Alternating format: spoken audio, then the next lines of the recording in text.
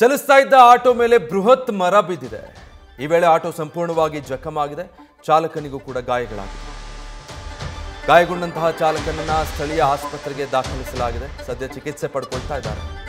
ಬೆಂಗಳೂರಿನ ಇಂದಿರಾನಗರದ 2ನೇ ಹಂತದಲ್ಲಿ ನಡೆದಿರೋ ಘಟನೆ. ಈ ಘಟನೆ ಆಗ್ತಿದ್ದ ಹಾಗೆ ಸ್ಥಳೀಯರು ಆಟೋದಲ್ಲಿ ಸಿಲುಕಿದ್ದಂಥ ಚಾಲಕನನ್ನ ರಕ್ಷಣೆ ಮಾಡಿದ್ದಾರೆ. ಅದಾದ ಮೇಲೆ ಆಸ್ಪತ್ರೆಗೆ ದಾಖಲಿಸಲಾಗಿದೆ.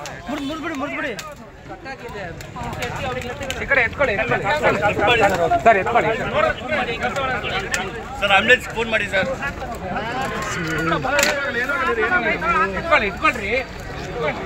ಇಟ್ಕೊಳ್ಳಿ ಅವ್ರು ಸೈಡಲ್ಲಿ ಇಟ್ಕೊಳ್ಳಿ.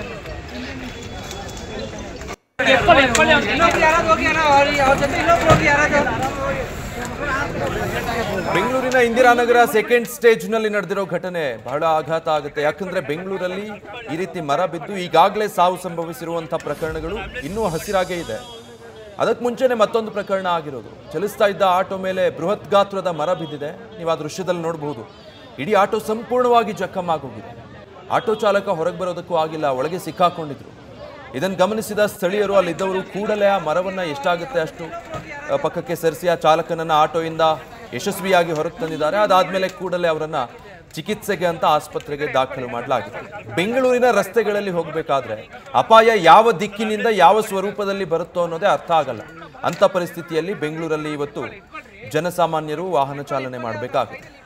ರಸ್ತೆಯಲ್ಲಿ ಹೋಗ್ತಾ ಇದ್ರೆ ಗುಂಡಿ ಇರಬಹುದು, ಇಲ್ಲ BMTC ಬಸ್ ಬಂದು ಡಿಕ್ಕಿ ಹೊಡಿಬಹುದು, ಅಥವಾ ಈ ಥರ ಬೃಹತ್ ಗಾತ್ರದ ಮರ ಮೈ ಮೇಲೆ ಉರುಳು ಬಿದ್ದು ಬಿಡಬಹುದು. ಏನು ಬೇಕಾದರೂ ಆಗ್ಬಹುದು. ಬೆಂಗಳೂರಿನ ರಸ್ತೆಗಳಲ್ಲಿ ವಾಹನ ಚಾಲನೆ ಮಾಡೋದು ಎಷ್ಟು ಸೇಫ್ ಅಪ್ಪ ಅಂತ ಅನ್ಸುತ್ತೆ. ಸ್ವಲ್ಪ ಹೆಚ್ಚು ಕಡಿಮೆ ಆಗದಿದ್ರೆ ಈ ಚಾಲಕನಿಗೆ ಪ್ರಾಣಾಪಾಯ ಎದುರಾಗ್ತಾ ಇತ್ತು.